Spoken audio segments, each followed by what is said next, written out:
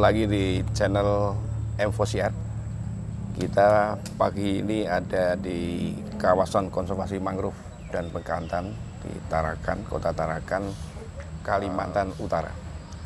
Pada sesi sekarang kita akan bikin konten mengenai bagaimana program Emfosiar ini mengelola suatu potensi masyarakat, khususnya potensi sosial dan ekonominya, dikembangkan menjadi suatu unit-unit bisnis yang terkait dengan aset mangrove ini. Untuk itu saya pagi ini bersama dengan Pak Nugroho dari Badan Restorasi Gambut dan Mangrove yang akan menjelaskan bagaimana Emfosiar ini mengelola atau mengembangkan bisnis pesisir di mangrove, kawasan mangrove ini. Gimana Pak Nuk? Gimana kabarnya? Baik. Ya. Silakan Pak Nuk memperkenalkan diri dulu. Baik. Nama saya Nugroho Sulistyo Priyono. Sekarang sebagai Kepala Kelompok Kerja Pengembangan Usaha Masyarakat. Nah, mungkin timbul di benak kita, rehabilitasi mangrove kok ngurusi pengembangan usaha. Ya. Paket dari program Emfosiar ini lengkap. Jadi tidak hanya ngurusi rehabilitasi mangrove secara biofisik, tetapi lengkap dengan unsur sosial dan ekonominya. Kenapa begitu? Karena kalau hanya biofisik saja, pasti tidak akan berkelanjutan. Karena masyarakat butuh mangrove untuk hidup. Oleh karena itu kita harus memberikan alternatif pendapatan untuk penghidupan mereka. Jadi ada paket yang membantu mereka untuk mendapatkan benefit dari rehabilitasi mangrove itu, sehingga mangrove tidak mendapat penekanan berlebih. Kira-kira seperti itu. Ya Pak Nuk, terus apa saja tuh yang paket-paket kegiatan yang tadi untuk mengembangkan bisnis di pesisir, khususnya di kawasan mangrove ini? Baik, tentu saja singkatnya bahwa usaha-usaha yang akan kami kembangkan adalah usaha-usaha yang terkait dengan pengelolaan mangrove. Karena nanti regulasinya kan perlindungan dan pengelolaan ekosistem mangrove. Oleh karena itu usaha-usaha yang akan kita dampingi dan kita bantu adalah usaha-usaha yang terkait dengan pengelolaan ekosistem mangrove. Apa itu? Konkretnya misalnya yang paling sederhana adalah mendorong adanya ekoturism atau pariwisata lingkungan kayak yang sekarang kita lihat di sini. Adalah hutan mangrove dan di situ ada bekantan, ada primata yang lain. Nah, ekoturism ini bisa menjadi sesuatu yang lengkap karena di situ ada craft-nya, ya, ada apa namanya kerajinan tangan. Kemudian ada restorannya, olahan-olahan dari mangrove. Ada souvenirnya, misalnya batik dengan pewarna alami mangrove. Ya, itu juga bisa dipamerkan di ekoturism ini. Sementara kami juga mendampingi kelompok-kelompok itu, tetapi kan mereka butuh suatu media untuk memasarkan. Kami juga memfasilitasi mereka untuk dihubungkan dengan pembeli, dengan penjual, ya. Jadi selalu kalau kita mendampingi kelompok masyarakat, itu keluhan pertama selalu ini itu pasar. Oleh karena itu pasar kita siapkan, informasinya kita lengkapi, rantai pasarnya kita informasikan. Ini loh kalau mau jual ini akan seperti ini, masukkan ke sini. Jadi supaya tidak ada kekhawatiran kalau memproduksi sesuatu nggak laku gitu. Ya Pak Duk, terus barangkali Untuk memfasilitasi ini perlu tenaga-tenaga khusus ya yang akan diturunkan oleh Infosiar. Apa aja itu tenaga-tenaga, siapa saja yang akan dilibatkan di membantu masyarakat ini? Baik, itu proses bagaimana kita memulai dan melaksanakan. Ya.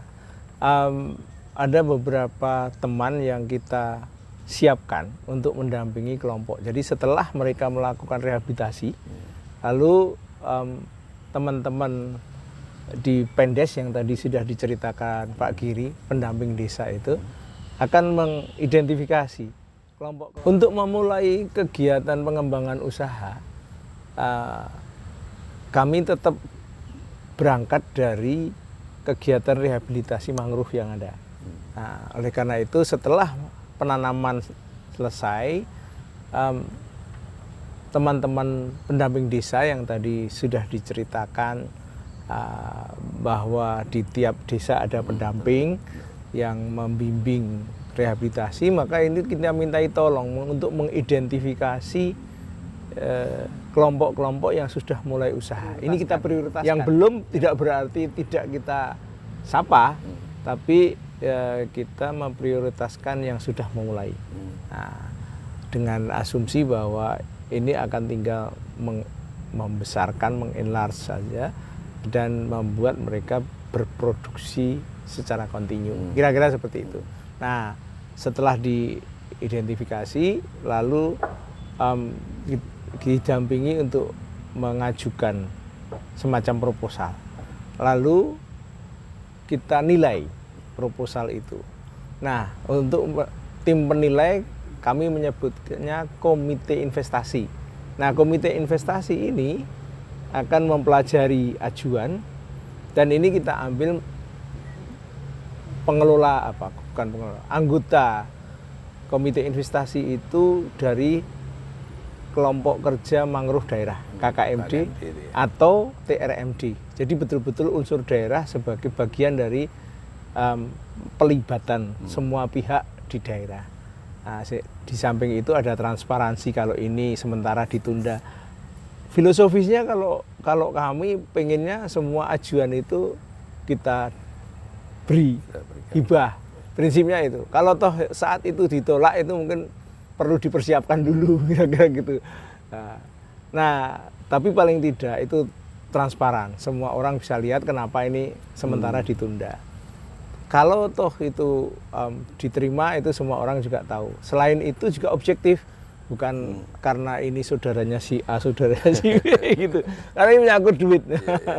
Jadi setelah itu nanti mereka akan dilatih. Setelah disetujui akan dilatih sesuai dengan komoditasnya. Kalau batik dilatih batik, kalau ekoturisme dilatih. Setelah dilatih, lalu kita beri hibah. Hibah pertama small grant itu sekitar antara 100 sampai 150 juta per kelompok, itu kelompok. Ya. Nah, nanti setelah itu cair, maka masih ada 2 petugas kami, tidak per desa tapi mungkin per kabupaten karena ini tidak terlalu intensif. Itu yang disebut kontrol fasilitator atau pendamping untuk melakukan pengendalian. Ya, control facilitator. Itu untuk mengendalikan artinya memastikan kelompok itu merealisasi rencana usahanya. Jadi itu. Kemudian kalau kesulitan ini ada namanya semacam pendamping desa tapi untuk rencana usaha. Itu yang disebut field operator atau operator lapangan. Nah, ini yang lebih operasional. Kami berharap dengan demikian mereka kita dampingi sampai mereka mandiri. Jadi gamenya nih mandiri itu, kemandirian. Dan mendapatkan benefit. Selama berapa tahun itu didampingi? 3 tahun, Pak. 3 tahun ya. Jadi tahun pertama pada saat rehabilitasi, tahun kedua masih terkait dengan pemeliharaan, tahun ketiga pemeliharaan lagi. Kita berharap mangrove-nya jadi, masyarakatnya mandiri. Jadi dalam program Infosiar ini tadi saya sampaikan bahwa tidak hanya menanam, tidak hanya merehabilitasi, tapi juga mengembangkan potensi-potensi ekonomi yang ada di dalam ekosistem air itu. Benar. Yang berbagai macam. Jadi kalau tidak ya repot, cuman ini kan kalau hanya rehabilitasi doang ya, Ya. masyarakat tidak mendapatkan Nggak berkelanjutan. Terima kasih Pak Nugroho, sampai ketemu lagi sahabat mangrove di channel M4CR. Salam mangrove.